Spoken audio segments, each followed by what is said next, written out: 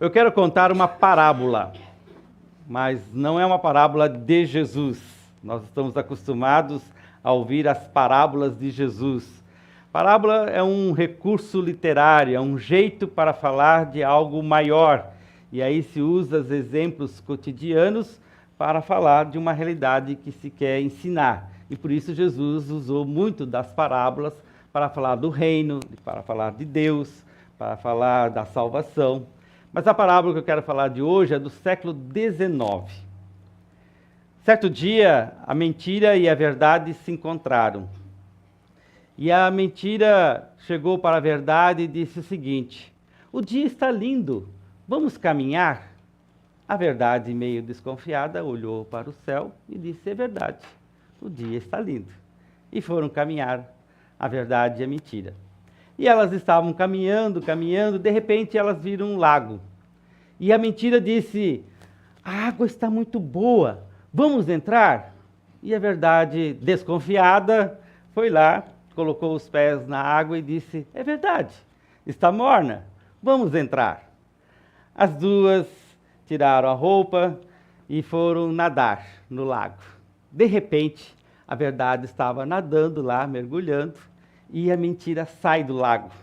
Sai e pega as roupas da verdade e corre. A verdade sai do lago nua e vai correndo atrás da mentira, mas não consegue alcançá-la. As pessoas olhando a verdade nua e crua, olharam: não, está feio, não quero olhar para essa verdade. E elas olhavam com desprezo para a verdade que estava nua.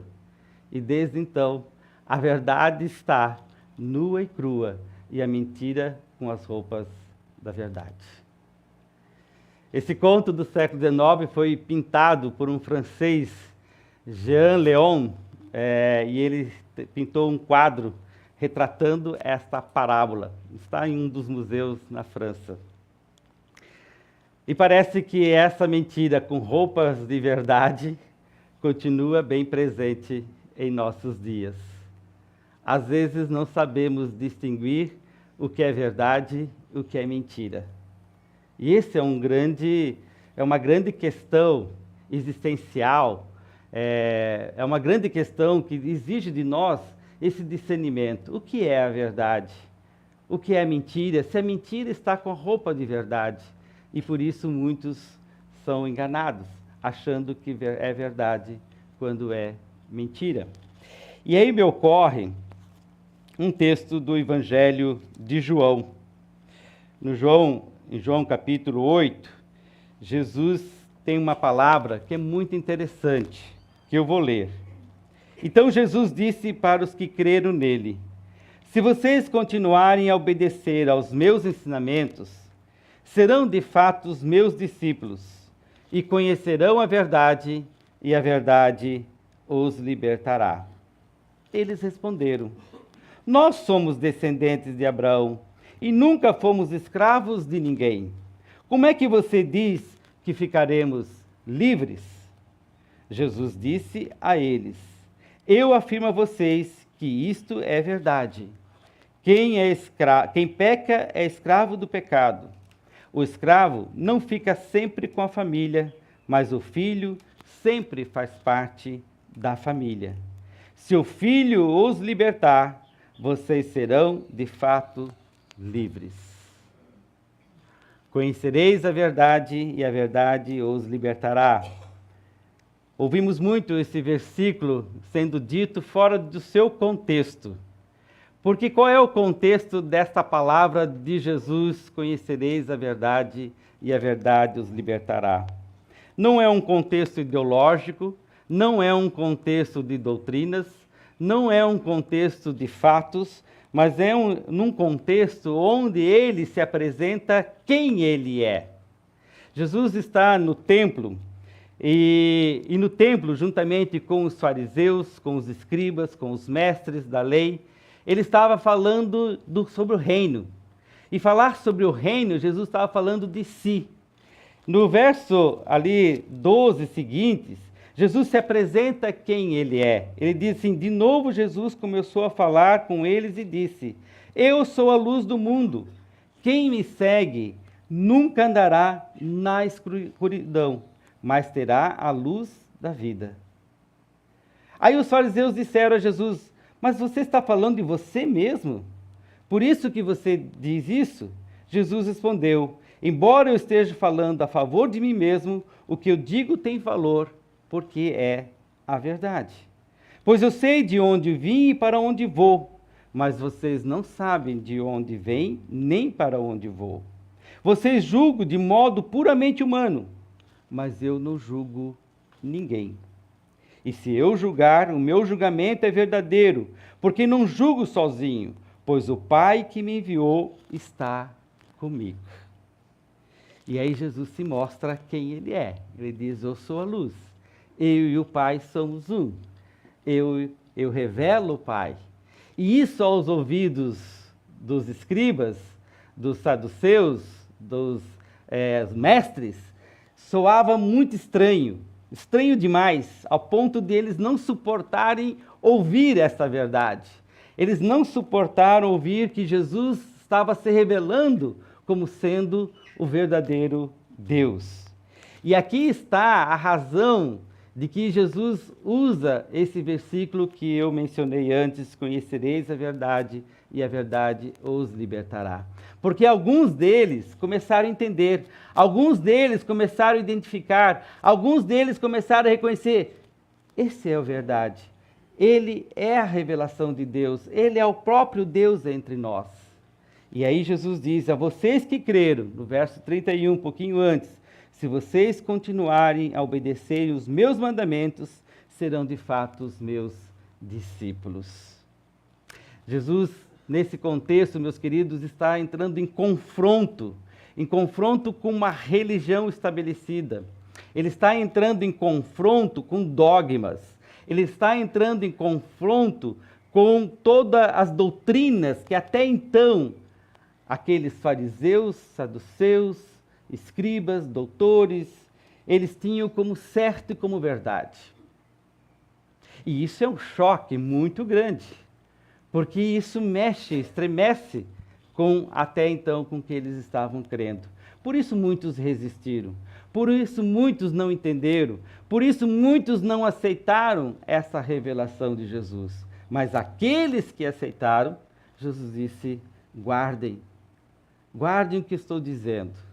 Guarde no coração e pratique, porque vocês estão vivendo a verdade e vocês serão verdadeiramente livres.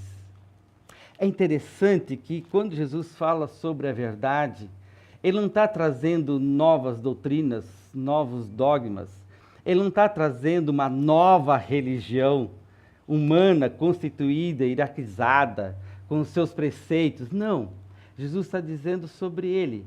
A verdade é ele. Lá em João 14, 6, ele diz assim: eu sou o caminho, eu sou a vida, eu sou a verdade. Jesus não diz eu tenho a verdade, ele diz eu sou a verdade. Isso faz uma tremenda diferença, porque a verdade não é tê-la. Nós não temos a verdade, nós vivemos a verdade.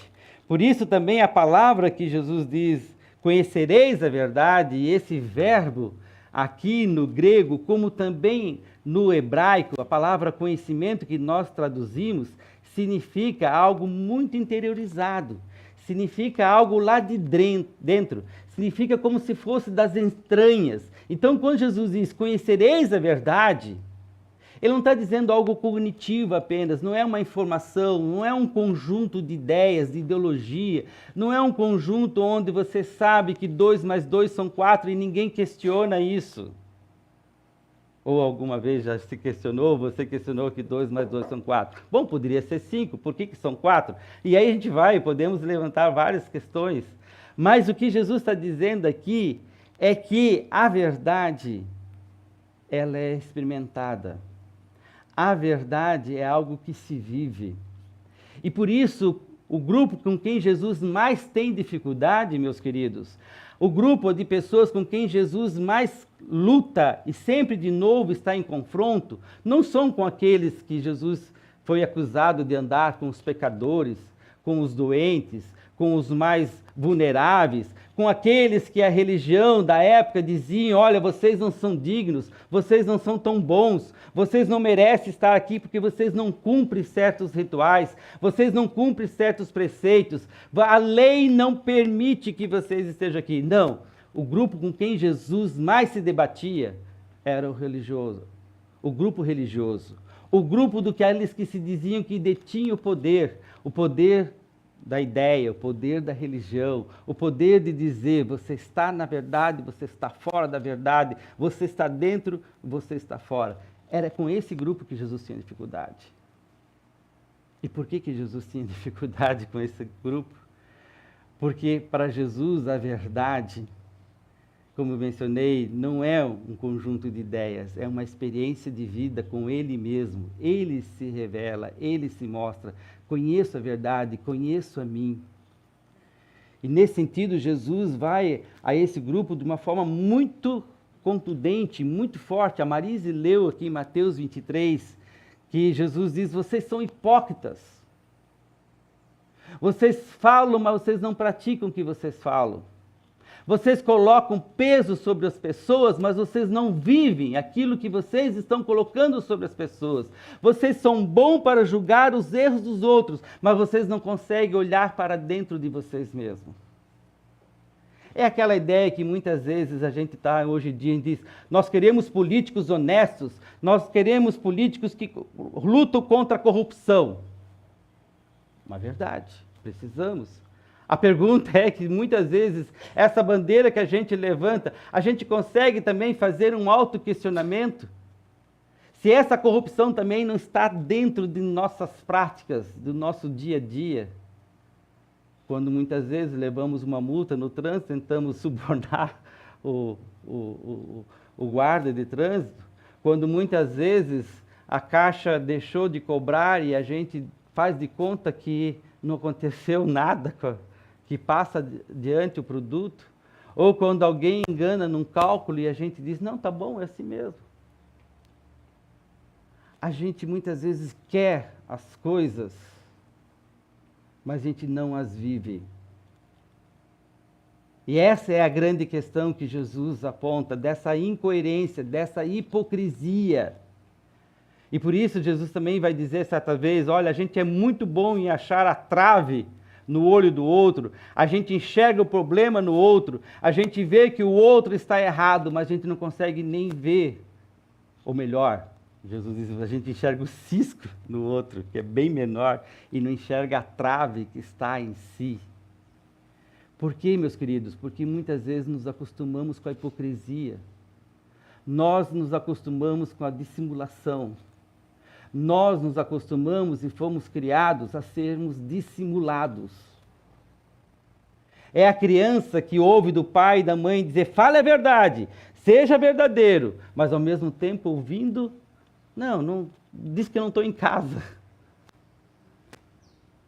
Diz que eu não estou em casa. É a gente ficando bravo no trânsito com aquele que faz um erro, de cortar a frente, de dar uma buzinada, mas a gente na esquina seguinte faz a mesma coisa e a gente faz de conta: opa, não é nada comigo. Ok. Vocês percebem que essa incoerência, essa hipocrisia, ela está tão internalizada que nós nos acostumamos com essas práticas? E o grande problema é que a gente não faz mais esse autoquestionamento, a gente não se autoquestiona se eu estou sendo verdadeiro ou não, se eu estou sendo honesto ou não, se eu estou sendo íntegro ou não. A gente quer isso, deseja isso, espera do outro isso, cobra do outro isso. Mas o quanto eu e você conseguimos olhar para dentro de si e ter a coragem, e ter a verdade, e ter a honestidade de reconhecer que a gente não faz tudo o que a gente espera. Por isso a verdade, ela é um processo de aprendizado, de amadurecimento. A verdade, como disse, não é uma ideia, uma doutrina, mas é uma experiência de vida que a gente vai vivendo, assumindo a verdade, à medida que a gente vai reconhecendo nossas mentiras. À medida que a gente vai reconhecendo as nossas incoerências. Eu me torno mais verdadeiro quando eu reconheço minhas próprias mentiras. Quando eu não reconheço mais as minhas mentiras, é porque eu estou como aquela mentira na parábola, usando a capa da verdade, a roupa da verdade, e eu já não sei mais o que é verdade e o que é mentira. Por isso que a gente diz, de tanta pessoa mentir, que ela acredita na sua própria mentira, e isso se torna verdade. Quantas pessoas vivem mentiras porque acreditam que são verdades? Nesse sentido, o Evangelho é libertador, porque Jesus diz: conheça a verdade e ela libertará. A verdade liberta, meus queridos. A verdade sempre vai nos libertar do jugo da mentira. A verdade sempre vai nos libertar do jugo da hipocrisia, da falsa moralidade, do falso cristão, daquilo que Jesus diz lá para os fariseus: vocês querem se mostrar, vocês estão em praças públicas, vocês querem ser reconhecidos, vocês querem ser valorizados, mas vocês não se enxergam. Por isso que a verdade vai nos libertando dessas dissimulações. A verdade vai nos levando a reconhecer, na verdade, quem a gente é. E eu sei que eu sou pecador. E por isso, nesses dias, 2 dias atrás, comemoramos a Reforma Protestante, e uma das coisas da Reforma Protestante foi a liberdade e a coragem de anunciar essa verdade que é Jesus Cristo e dizer: olha, nós somos simultaneamente justos e pecadores. Eu não sou 100% justo, eu não sou 100% verdadeiro, assim como também eu não sou 100% pecador,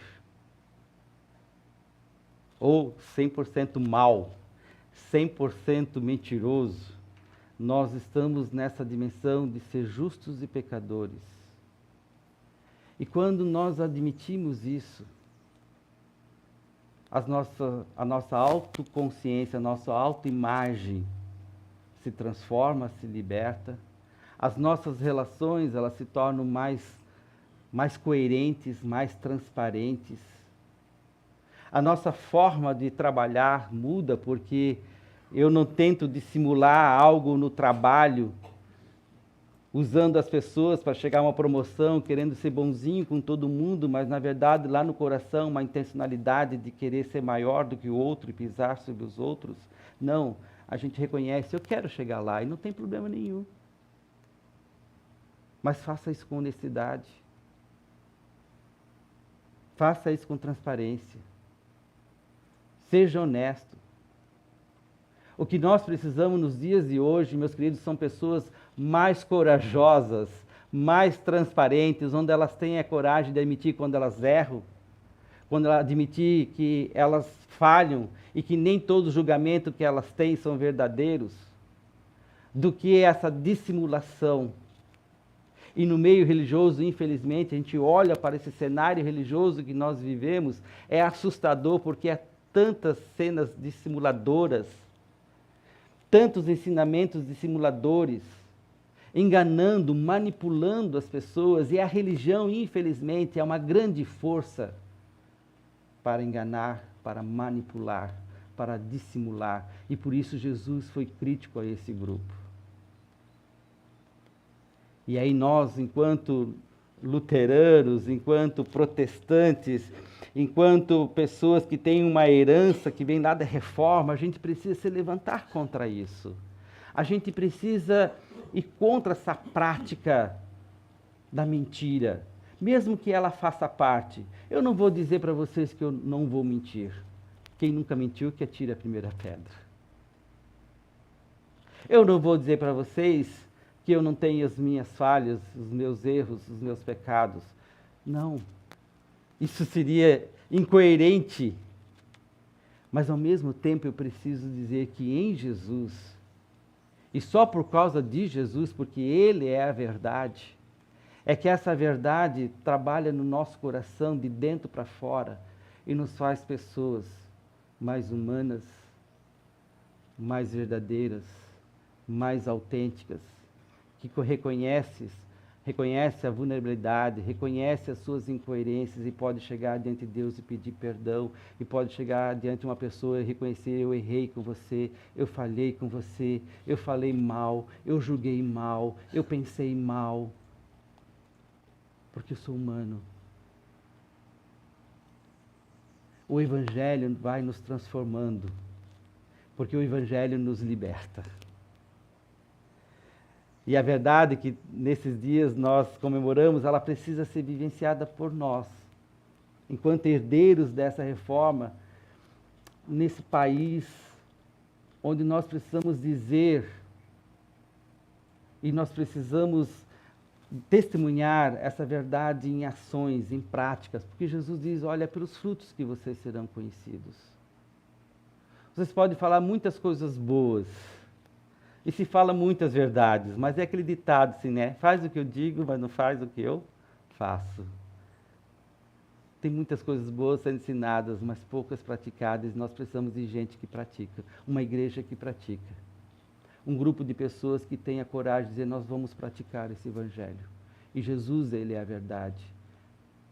Ele é o centro, Ele é a razão. É Ele quem nos liberta do medo, da escravidão. É Ele que nos liberta da mentira, do engano. É Ele que nos liberta dessa pressão que a gente tem de julgar, de manipular, de dominar. Essa é a religião que faz isso, mas não é Jesus. Jesus é diferente. Por isso, como igreja protestante, nós precisamos resgatar mais Jesus Cristo. Nós precisamos ser menos religiosos e mais cristãos. Nós precisamos ser mais verdadeiros do que ligados a uma religiosidade de casca, de fachada.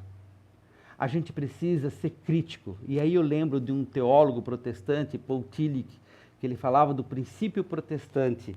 E ele dizia o seguinte, que o princípio protestante não se restringe apenas aos protestantes em si, os seguidores da reforma, mas a todos os cristãos, inclusive aos católicos. Ele diz: o princípio protestante é o princípio de você ser crítico, de você não perder a criticidade.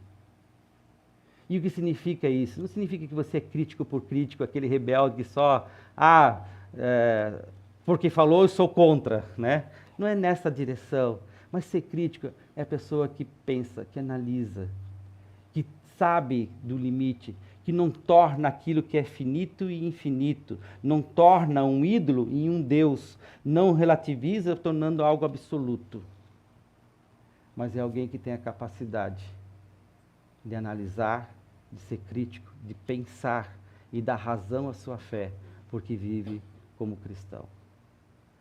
Eu creio que esse princípio nos ajuda a não entrar nessas ondas que hoje nós estamos vendo, onde há tantas mentiras, tanto engano, usando o nome de Deus, usando a palavra, usando o Evangelho, usando o nome de Jesus Cristo para enganar, para dissimular. Sejamos críticos também em relação a isso. Então, o meu convite nesta manhã é que a gente aprenda a perceber que a verdade você não a tem, você a vive.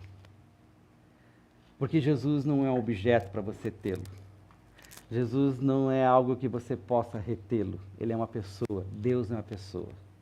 Ele é a verdade.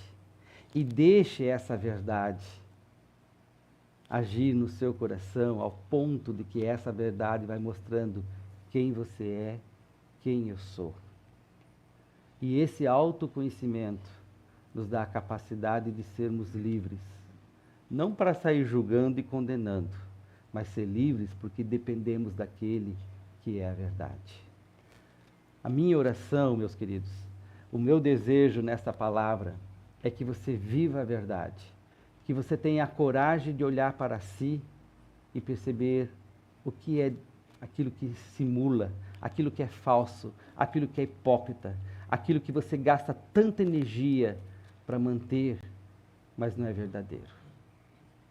Que o Espírito Santo te ilumine, que o Espírito Santo te dê capacidade e coragem para fazer essa autoavaliação e andar nos caminhos do Senhor. Que Deus nos abençoe. Amém. Nós queremos cantar o